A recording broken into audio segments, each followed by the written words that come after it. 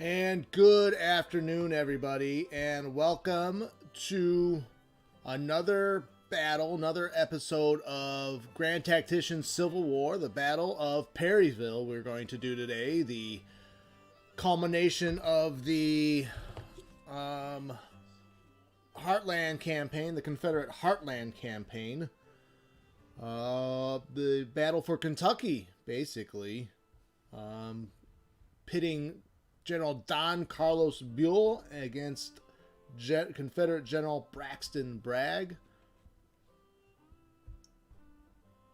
This was a tactical victory for the Confederate side, but ultimately Bragg had to retreat and basically ended the overall Confederate bid to retake Kentucky. We are going to play as the Confederates in this scenario. We are going to set the AI to dynamic and test that functionality out as well. We quick summary of the Battle of Perryville or Chaplain Hills, August 10th, 1862. The culmination of the Confederate Heartland Offensive or Kentucky Campaign is at hand. General Braxton Bragg's Army of Mississippi is operating jointly with Major General Edmund Curry Smith's command. The campaign's primary objective was to claim Kentucky for the Confederacy. During the bold and risky campaign, the Confederates were unable to get the support they needed from Kentucky population, and the Confederate commanders bickered about the objectives with their forces being divided. Union General Don Carlos Buell moved his Army of the Ohio to Louisville and ordered General Joshua W. Silf toward Frankfort to distract Smith, preventing junction of two separated Confederate forces. Then Buell moved to engage Bragg. Buell's plan worked. Sill and Smith were not to interfere in the battle when the armies finally met near Perryville. Having fought Bragg's rear guard and learning the Confederates were forming at Perryville, Buell moved in to attack. But due to drought and thirst, Buell's 1st and 2nd Corps being delayed, Buell was forced to delay his attack until October 9th, when his force would be ready to fully deploy. But during the morning of October 8th, 1862, small parties of foragers from the opposing armies seeking water ran into one another, starting a skirmish. Because of the unusual acoustic shadow, the sound of fighting had not fully alarmed Buell, and fighting was to be confusing. With major confusion in the air, Bragg's luck lies in being able to beat the Union Corps he is facing before others can join. So even though Bragg is greatly outnumbered, the reinforcements from Buell's army will be slow to arrive. So it'll have to be a quick and swift victory for Braxton Bragg. Why don't we get started?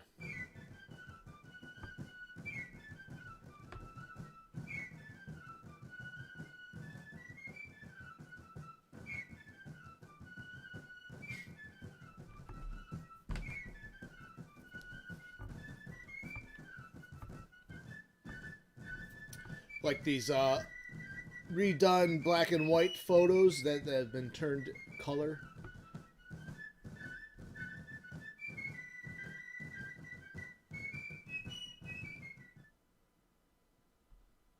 All right, Confederate States Military Telegraph, Headquarters, Army of Mississippi. Infantry from Buell's army is attacking along Springfield Pike towards Perryville with estimated 1 corps. The army is to realign north-south line and prepare to attack Buell's left flank on the Mackville Road. The attack is to begin with Cheatham's division's left wheel movement, after which Anderson would attack the Union center. The attack must break the enemy before he can form junction with the rest of the army.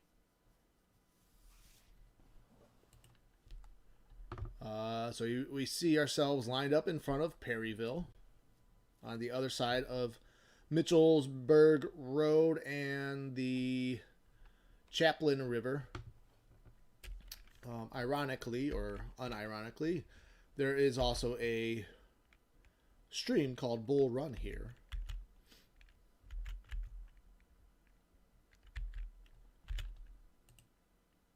Let's see, we have Anderson's division. We have a left wing and a right wing. So left wing under William Hardee and a right wing under Leonidas Polk. We're going to take Hardee. We're going to take him down the Springfield Pike. I want to take, I actually do want to take, position myself along Peters Hill.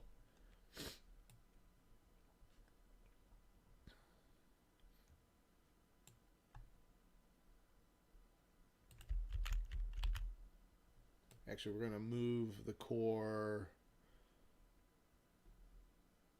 here first, and then move a division across.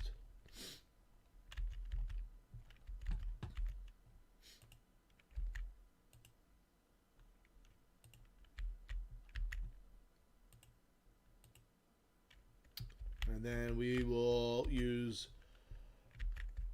Polk to take these victory objectives along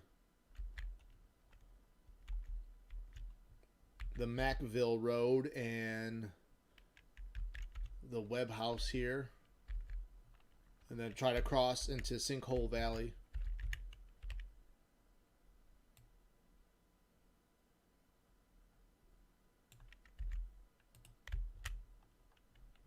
All right, let's get started. It's 7 a.m. October 8th. We'll start at 5 speed. We have some cavalry detachment too, so Wheeler will stay right there for now.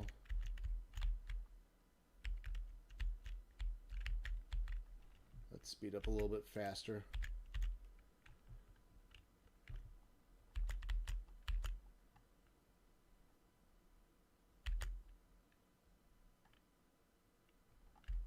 And Hardee is slow to get moving. There he goes.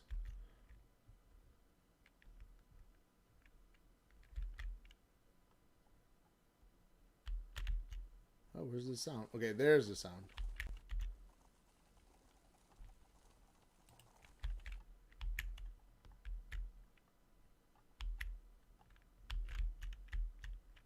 So, no signs of Union forces yet. Let's move Little forward and see if he can't reconnaissance Doctor's Creek here.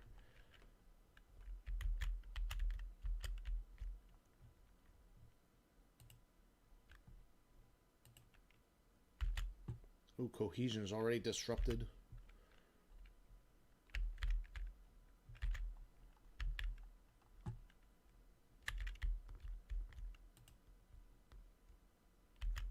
All right, so Army's getting into position here. If we can get to Sinkhole Valley and some of the high ground here, Open Knob, we might be able to have a good, strong position to defend against the Union Corps that should be advancing against us. So the Peters House across Doctor's Creek seems undefended at the moment. I do not want to make a crossing there. Oh, there's our first sign of Union forces. So Little will guard against the advancing Federals while the main force gets in position. I think we'll actually send out a skirmish detachment too.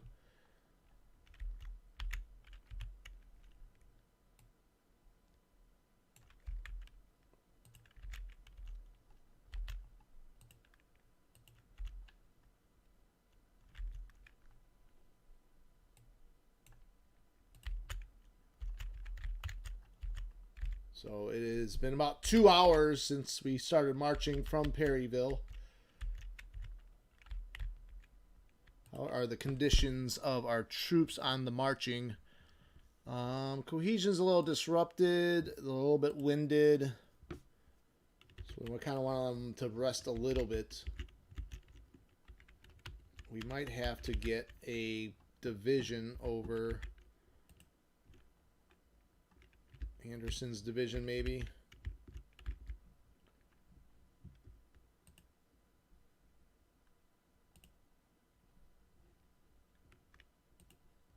Let's look at the order of battle. See, Hardee's left wing, Anderson and Buckner's division. We might move Buckner forward to Springfield Pike, the Peters Hill here. Let's move Buckner on Peters Hill.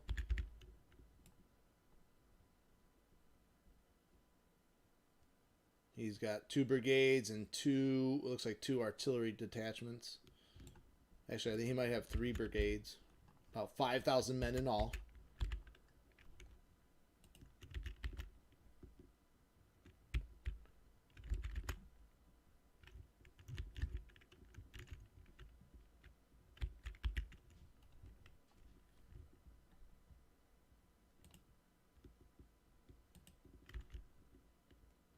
So Little has the job of slowing down the Federal advance while reinforcements come up.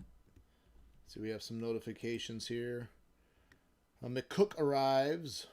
My scouts have brought most probable reports of troops from a corps belonging to McCook joining the battle. Their number are reportedly 13,000 infantry, 50 cavalry, and 40 guns. I am happy to report that the men of my brigade have captured Bottom Hill.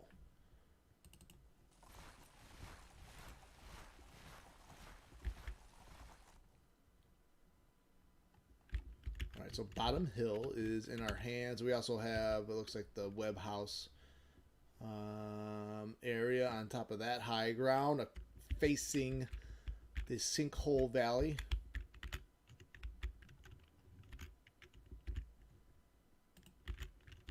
We'll run a little at ×2 speed. We're at 9 a.m. in the morning of October 8th. Well rested. So Little is well rested and in position. The skirmishers are in position to at least open fire on any advance across Doctor's Creek.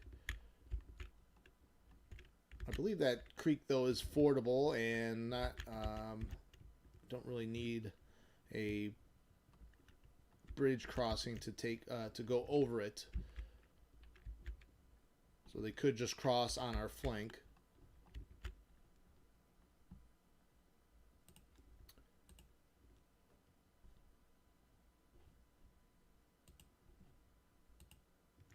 Let's see, Anderson's division cohesion overall is good. Let's move them a little bit more forward in a supporting position in support of Buckner's division.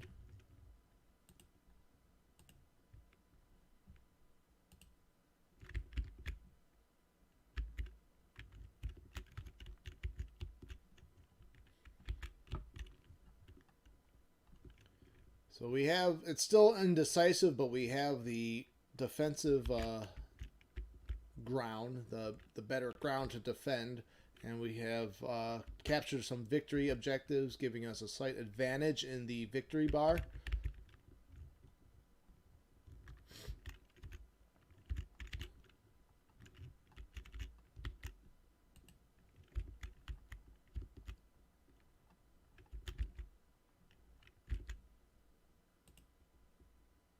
And the Federals are getting into position. They have not yet made an advance across Doctor's Creek. They are sending some guns over, though. All right. Adams' brigade is the first to arrive on Peters Hill. Let's form up on the left of Little.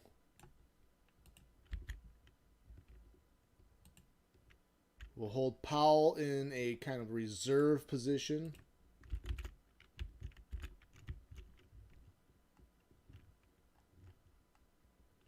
And you can see the path that these guys will take.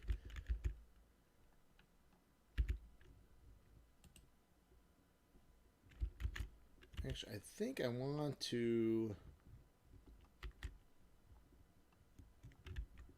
take Slocum's gun up on this high ground.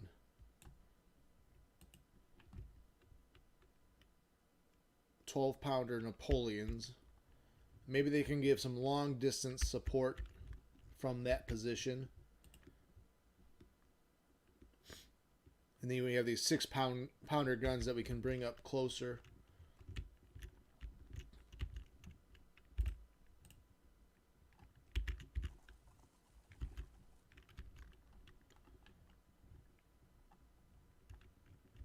And I don't see any activity over here. Over by the Sinkhole Valley. Let's see, we have a cavalry detachment, I believe, under Colonel John Wharton. I think we'll send them across to scout out Sinkhole Valley.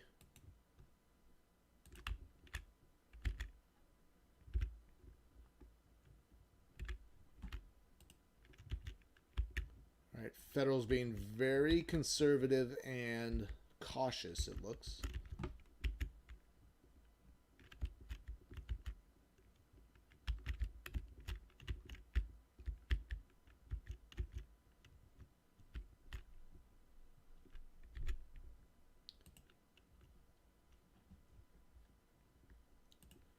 I think our right flank only has the one division. Yes. Polk only has Cheatham's division under command.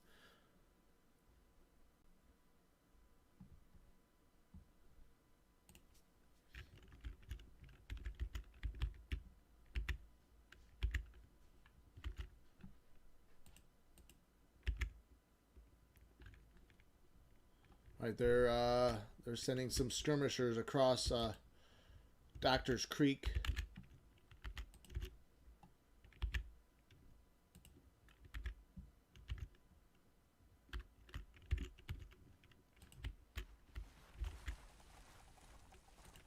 Let's get I'm going to position this artillery battery here.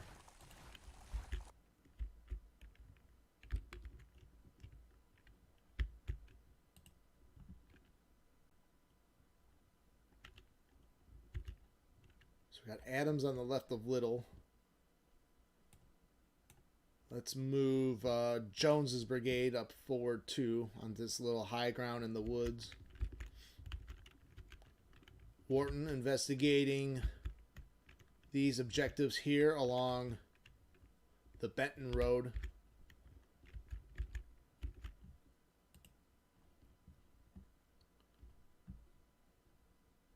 I think we should start moving Cheatham to Sinkhole Valley. Looks like the way is clear.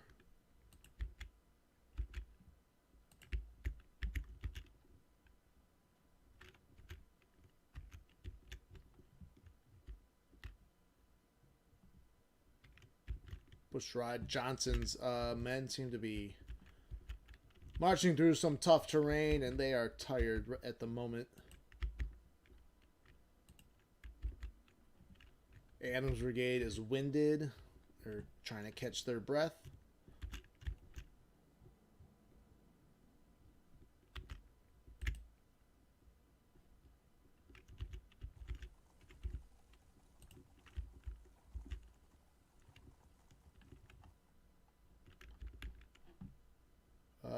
Crittenden arrives. My scouts have brought most probable reports from troops from a corps belonging to Crittenden joining the battle, so the number's reportedly 20,000.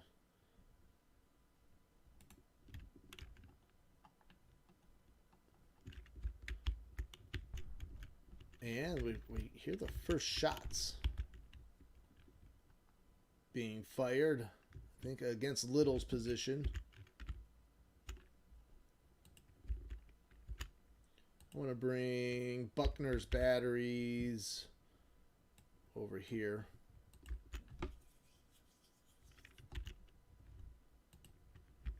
And you see the little yellow wind icon here under the infantry. That means they are very tired. So when they get in, we'll try to rest them up when they get in position.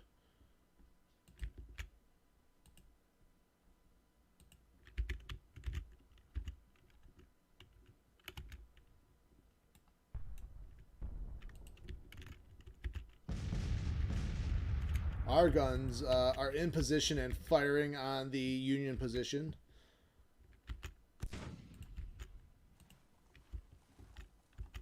As the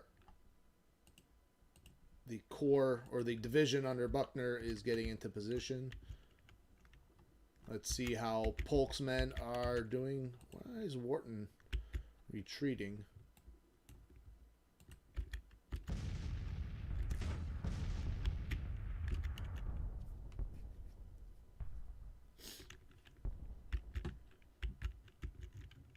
Looks like they are sending, the Union is sending troops over to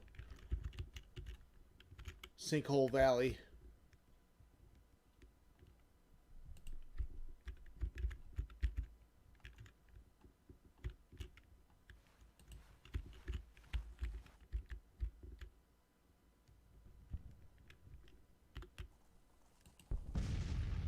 We're very tired. Let's halt them there.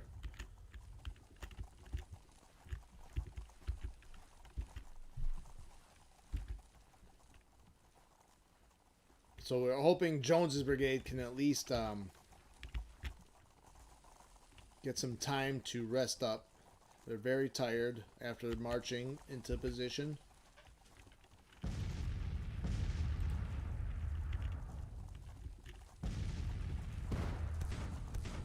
It is now 10:30 in the morning, and we have a artillery duel unfolding. No advance by the Union.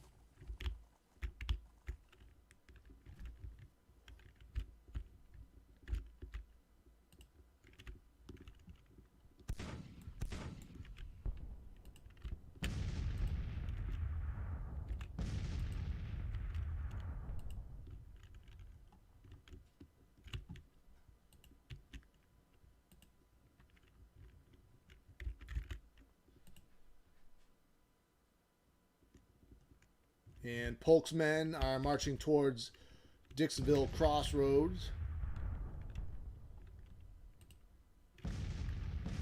And Wharton's cavalry here to claim that position. And we have now the fifes open up. Fife and drum start playing their songs.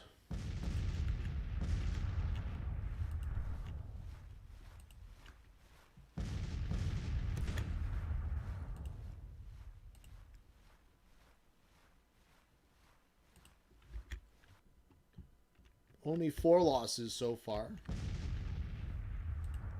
I wonder if we are doing anything to damage the Federals. No reports of Union casualties yet.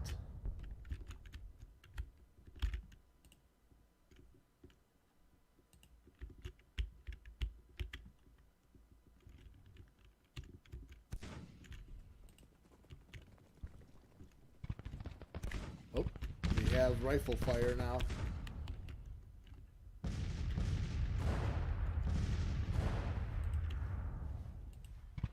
Little skirmishers are engaged.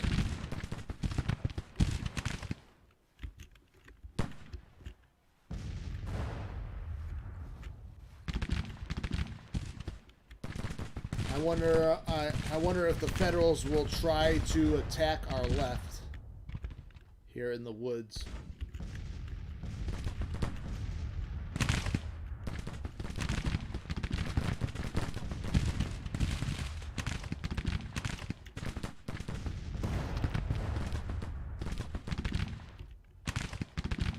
We're going to move Adams' brigade up in support. We're also going to move Buckner's batteries right here and see if we can't get some fire on this position from the woods along, what's that, Peters Hill? Yep, Peters Hill.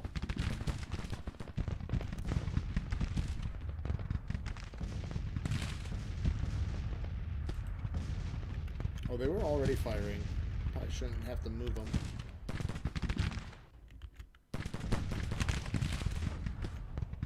Dixville Crossroads, still no activity on the right flank, as Polk is in position to reinforce Wharton if we shall see some Federals arrive there. Let's see how these skirmishers are doing. Well rested, intact. So they're holding their position. That's very good. Trying to move up some men out of these woods under, we got Jones's brigade, Adams' brigade.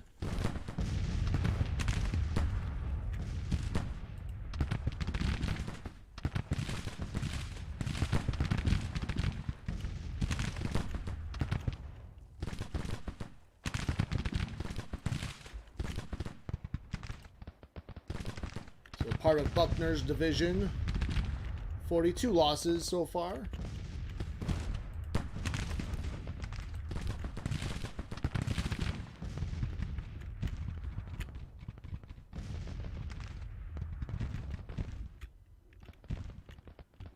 And we have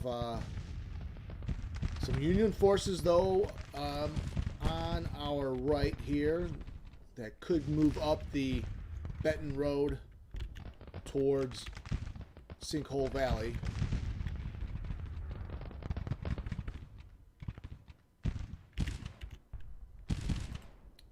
Skirmishers are running out of ammo.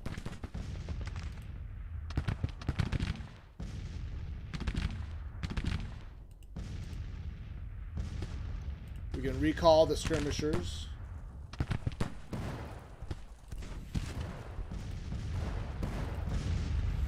And that's what we'll do. Looks like Fry's detachment is trying to make a crossing along Doctor's Creek.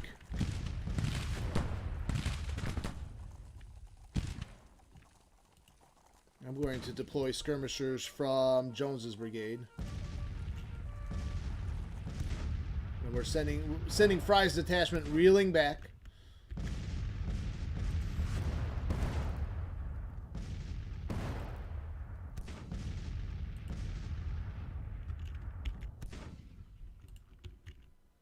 It's 11:46, almost noontime during for the Perryville battle, and just pretty much a lot of skirmishing going on, and now an attack is forming up on our left. So we may need to address that. Let's get these guns up here. We have Jones in position. We may need to reinforce with Brown's brigade.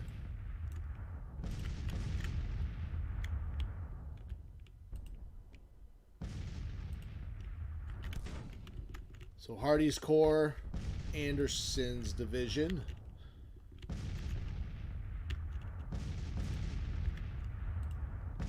So Adams taking some losses there.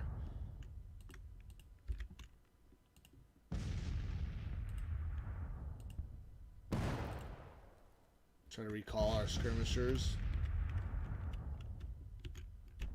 Let's take a look at our right flank. Still not a lot of activity on our right. So it looks like the Union might be trying to get in position. Might be time to move up our forces here.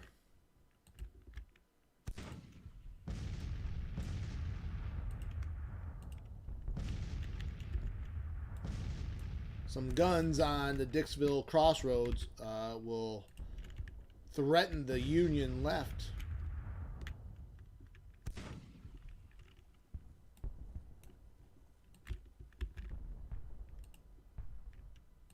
Oh, their troops are still tired.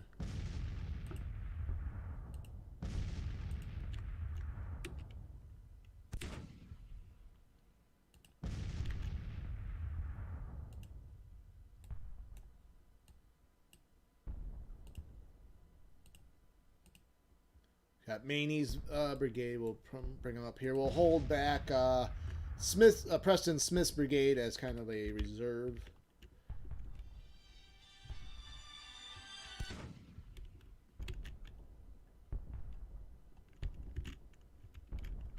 Let's see how the Union attack on our left is forming up. They're across the creek. I've got Jones's detachment in front. I've got guns in support. Buckner's batteries. They are not firing yet. And they must not have good line of sight.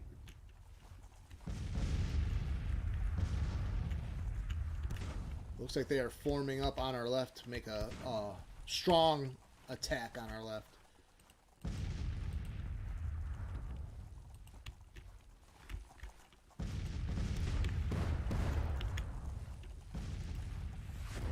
Let's detach some more skirmishers from Brown's brigade to help protect this battery. Palmer's batteries are opening fire. We've got a firefight now with Jones's detachment trying to slow down the advance. Move up the main part of Brown's or Jones's brigade. We got firing in the woods along Peters Hill. Oh, they're making a strong attack. Our flank is threatened, Adams' brigade flank, but Little threatens the Union attack's flank here. So the Union finally goaded into attack across Doctor's Creek. Let's bring up Wood here. Make sure there's not a... Alright, so... Federals just standing by Dixville Crossroads as Polk gets in position over there. And you can see the Union forces, though, are making the crossing at Doctor's Creek are all winded. This gives us an advantage. Now I have this battery. Where's that battery across? Right here. Are they in position to fire? No. So we should probably move them up. Slocum's battery. Looks like Carlin's detachment is wavering already. Alright, Brown is a little winded. Brown's detachment, not the main brigade. Let's see. Jones's detachment taking on heavy losses.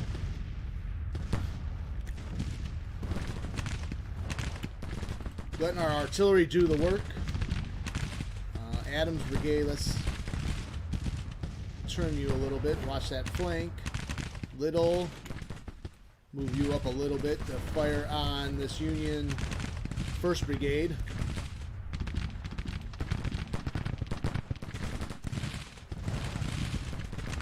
Wood is going to get in position. So it looks like Union 1st Brigade might be in a crossfire here.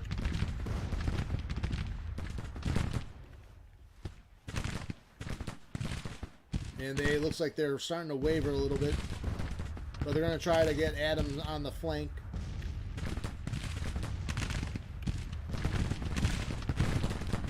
We have artillery support. We're well supported here. Little's going to make a move. Put more pressure on the 1st Brigade, who is now accumulating some casualties. Wood's brigade hitting the 1st Brigade on the flank there. You can see a lot of blue on the ground. A lot of blue on the ground.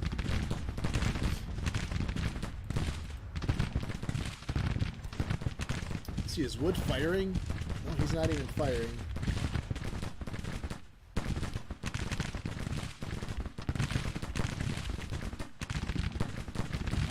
Palmer's batteries are not. Are they firing? Oh, they're driving back 2nd Brigade. Our skirmishers are doing their job, holding back the main Union assault. They're slowing it down.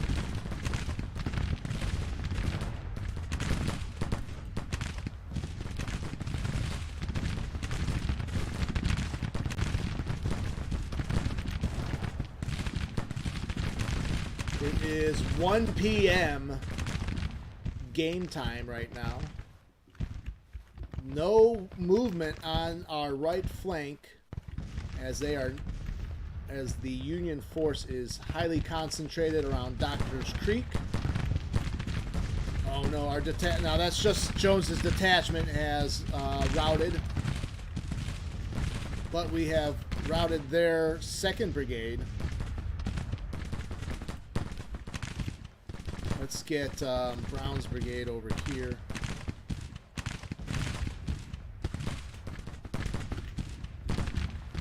What do we have in reserve? We might need to move some reserves up. Let's move Claiborne's Brigade over to support our left. Brown's low on ammunition. I think that is just the skirmish detachment.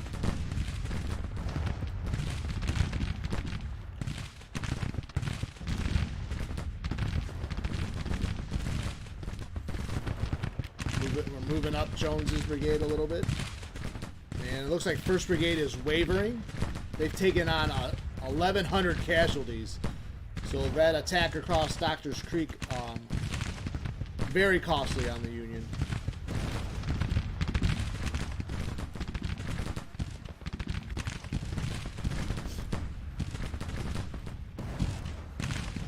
So you can see Little and Adams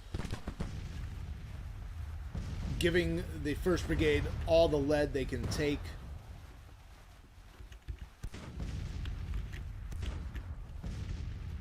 They still are, the Union still has lots of troops though on our left, so our left is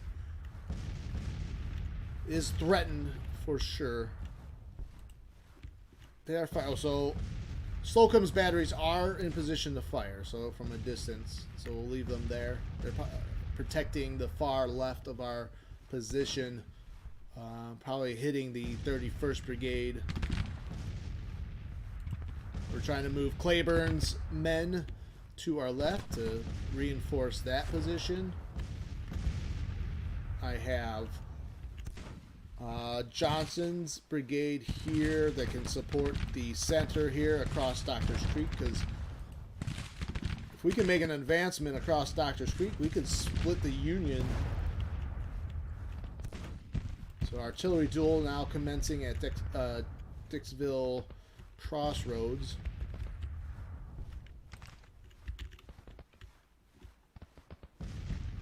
Let's move you up here.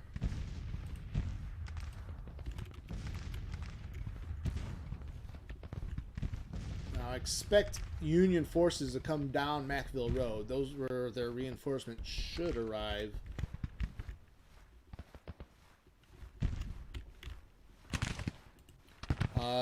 Brown's brigade or detachment has taken position. Oh, they were behind a fence. They're actually low on ammo.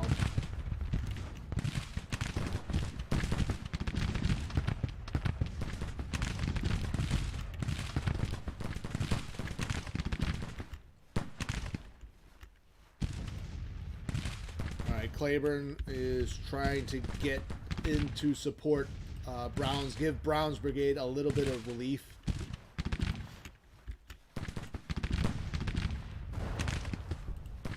Let's see, losses, 94 losses for Jones' brigade.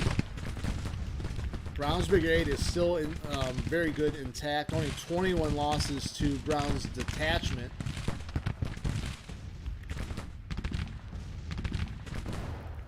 But they are trying to make a strong attack on our left now. We need to move Adams. We need to put some pressure up on these guys right here. If we can take these batteries.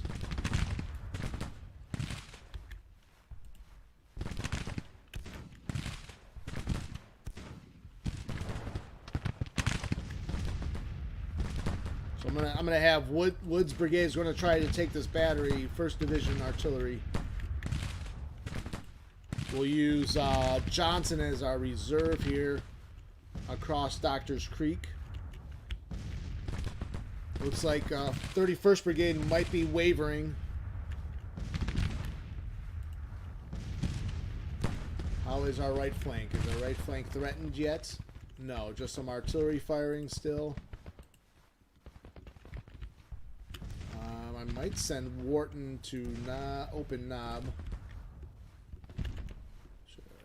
Actually, we also have Wheeler. Oh, uh-oh.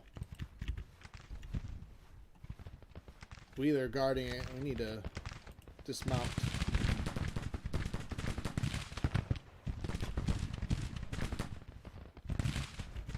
Let's dismount Wheeler's brigade.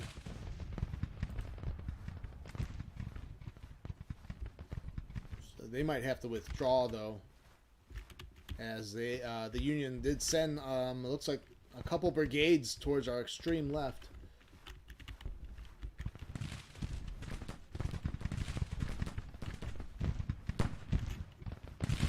How's this attack going against this battery? If we can take this battery, that will be pretty big. So we've sent 30th Brigade reeling back in disorder. Jones's brigade. Are they firing? No. Semple's battery is not firing. Get them in a better position, I guess. Let's see if we can get Adams' brigade to assault 32nd Brigade.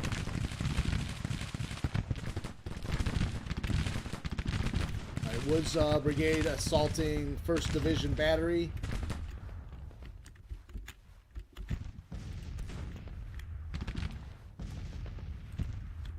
We're moving up Maney's brigade to address 3rd Cavalry.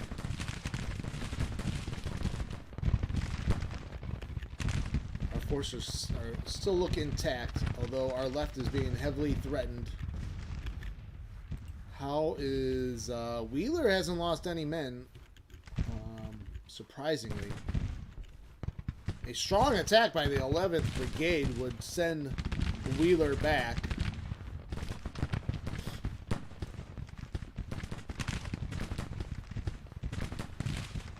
I wonder if I should just assault.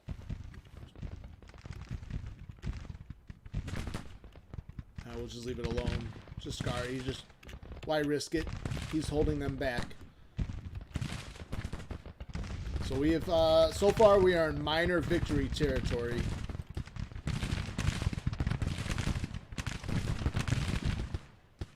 First Division artillery taking on casualties.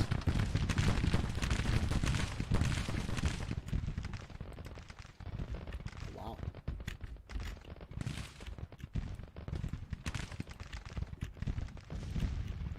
Maney's brigade.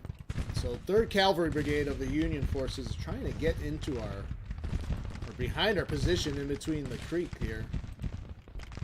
Bold strategy gotten.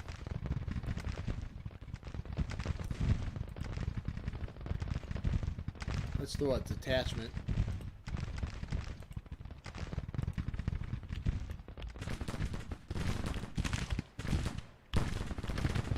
Alright, our forces are still looking okay. I would say, yep, Brown's Brigade's doing all right. Now Claiborne is in position. They're a little bit winded, but they've protected Brown's flank, so they've done their job. Wheeler sending back Mendenhall's artillery, so Wheeler did good. Again, a heavy attack by the Union force there. Probably sends Wheeler reeling back.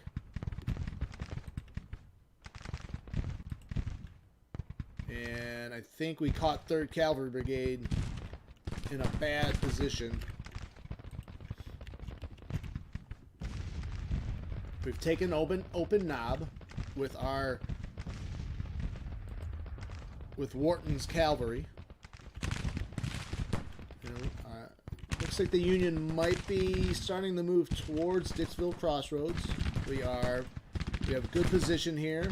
Let's throw out some skirmishers from Stewart's brigade. They'll guard the road here and slow the advance down. Oh, we push back 9th Division artillery.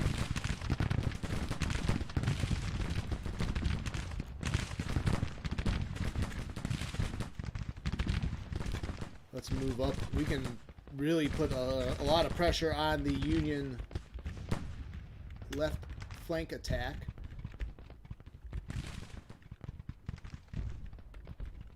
Wheeler might have to actually halt.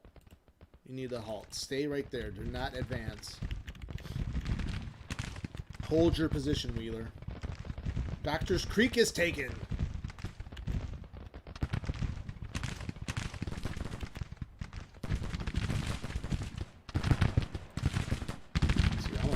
I want to get over here on the flank of Caldwell's detachment. Oh no, one of our units finally broke. Jones's brigade is broken.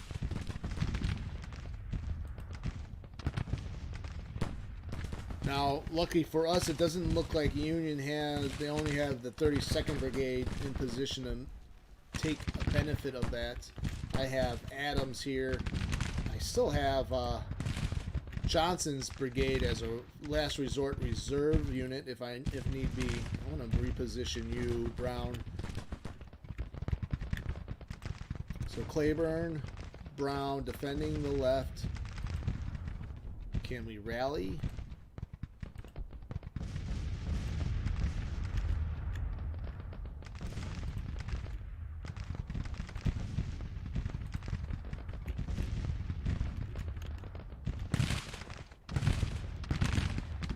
Woods Brigade still trying to take out 1st Division artillery. All right, what's going on at Dixville?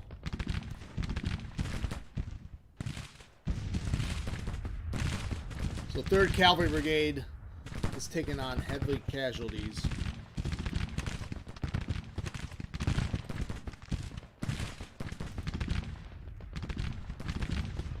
It is 2 p.m., a little bit after 2 p.m. game time. I have Smith's brigade. We're just going to come up right on the flank of that cavalry unit. Let's take a look at the larger situation here. So Wheeler's threatened, but if they can just slow down this Union attack on our far left, we'll be okay. We should be okay.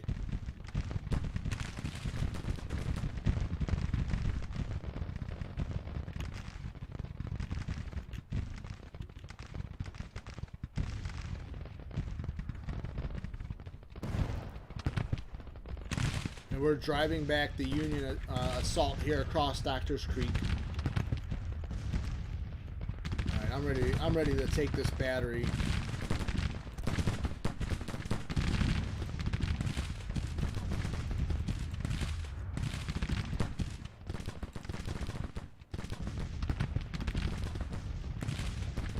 I'm ready to charge those guns.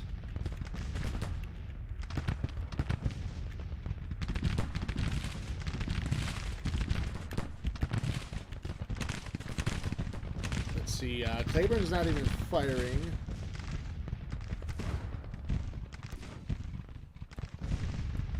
I feel like they're not in a very good position, though. Although we have Slocum's battery threatening 3rd Brigade's position.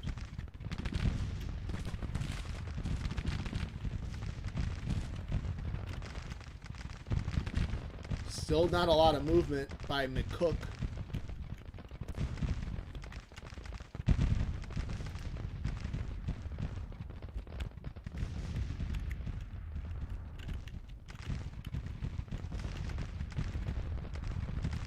Claiborne trying to get into a little bit better position.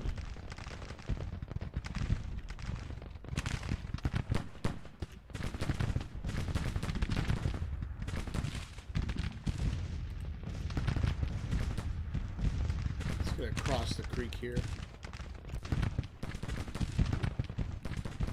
We can use Buckner's division if they do decide to make an assault at Dixville Crossroads.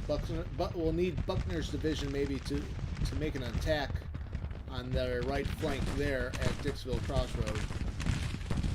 Looks like their 3rd Cavalry Brigade might be breaking now.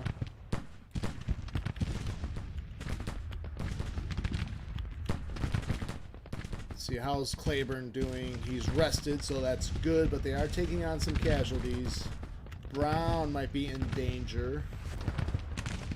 They are hitting their flank somehow.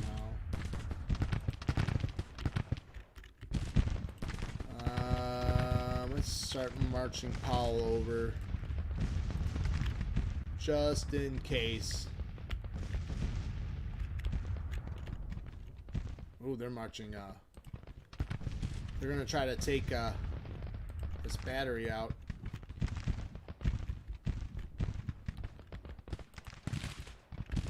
I wonder if we should concede that position.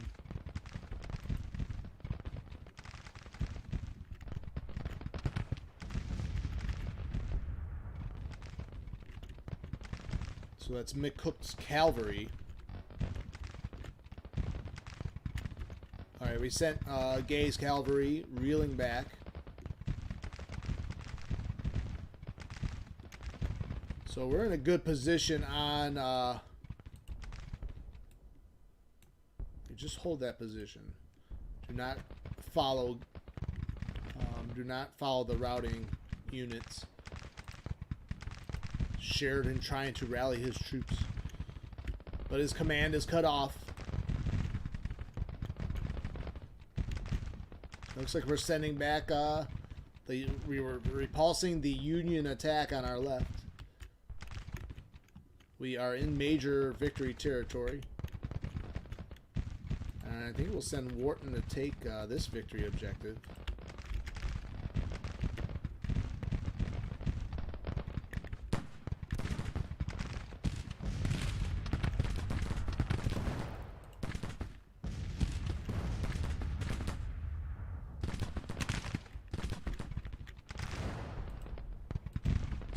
Claiborne's brigade is taking some heavy casualties, though.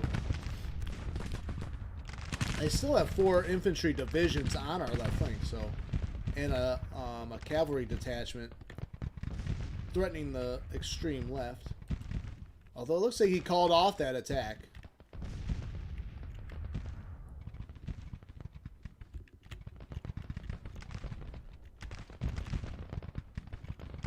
I do wonder if they have plans of doing this in multiplayer, because it could be a really good, fun experience playing the battles with multiplayer.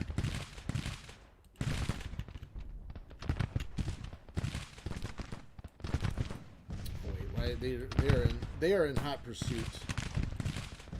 They need to hold their position.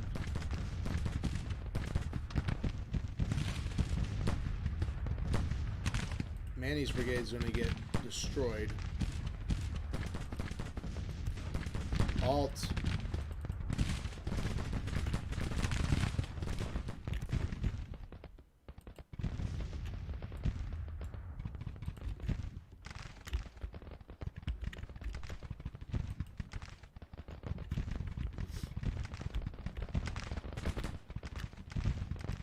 He's still pursuing.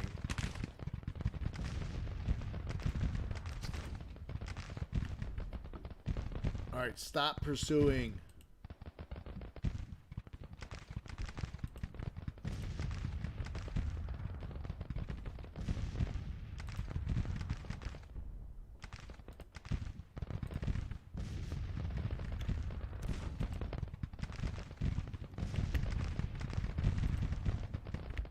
So Manny is just uncontrollable right now. He can't halt his forces from trying to run down the rest of Gay's retreating unit.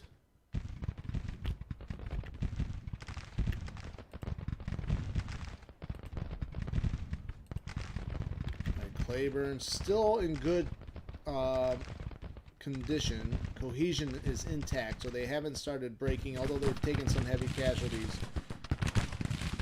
They're supported with Brown's brigade, so that helps. It is 3 o'clock game time, so plenty of time left, even though the day is getting short.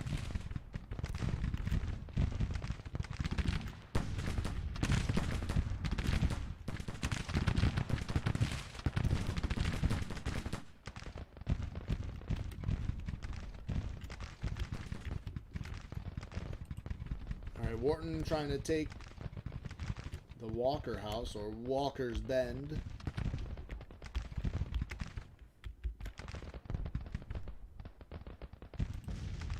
Looks like Claiborne broke 31st Brigade.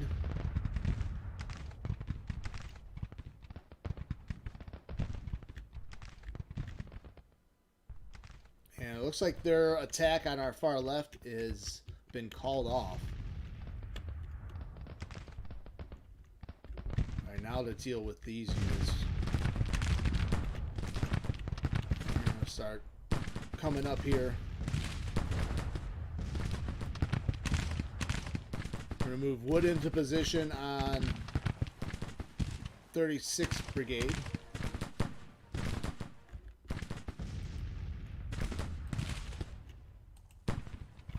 Alright, Manny finally stopped pursuing. They're okay. They're not... I thought they'd be super tired. They're okay. Let's bring you back here.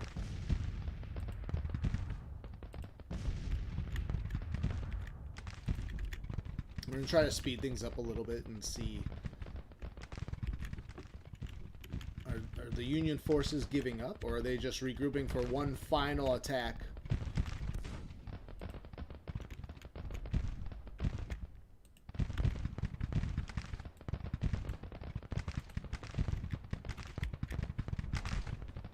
So we'll try to get Wood and Johnson in position.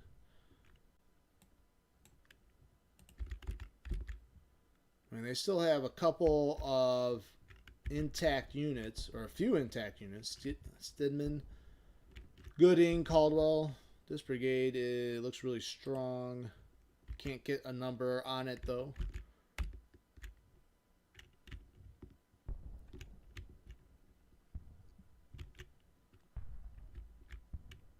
We probably need to bring some artillery up. So Stanford, okay, they're firing on this position. What about over here? They are able to fire across the creek.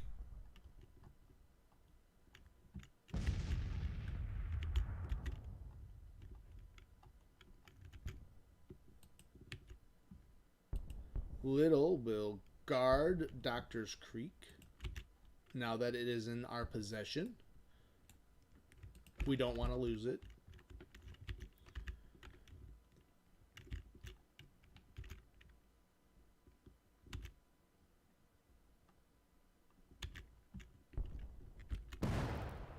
It looks like I don't know if this is McCook's Corps, Third Corps. But we got Third Corps rounded up here.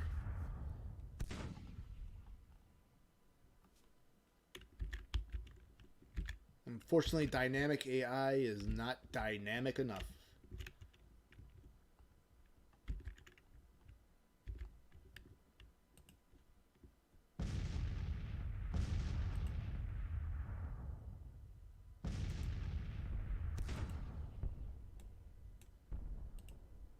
Alright, Wood making an assault.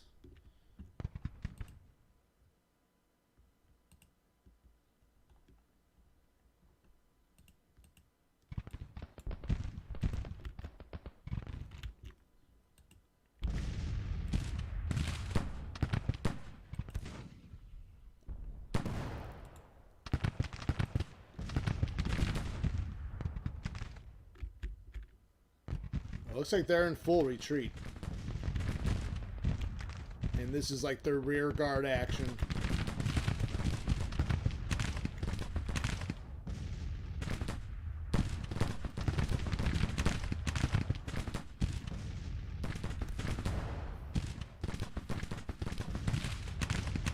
And the Confederates are just giving it to the Union forces. Donaldson just coming straight at them.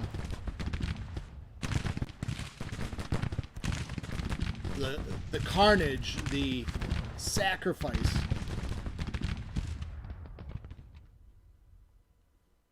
Of these men. The enemy is retreating. Yeah, that was like their rear guard action.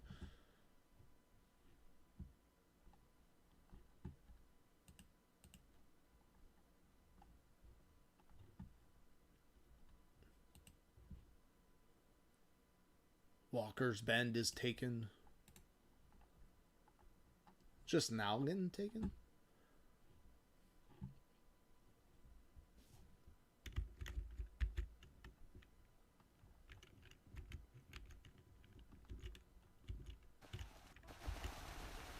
So it's a bloodbath. As the Union forces trying to retreat. Donaldson not letting up the pressure. See if we can capture them.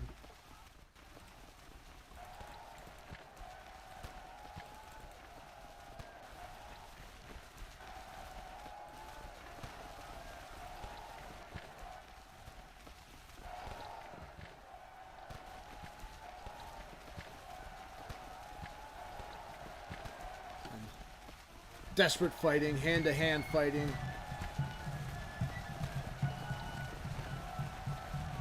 So major victory at the Battle of Perryville. The Army of Ohio disgraced. 6,900 casualties. Bragg, the savior of Kentucky, losing less than 1,000 men in all arms. So the Battle of Perryville goes to the Confederates, a major victory and a strategic victory in the grand scheme of things. I hope you enjoyed this stream and video. Please hit that like button if you enjoyed if you're enjoying these GrandTactician battles. Again, stay tuned. We will do a campaign very soon. But I'm kind of working through the historical battles, and I appreciate your time in watching these videos. Thank you very much, and have a good day. Happy Memorial Day weekend to anyone in the United States, and take care.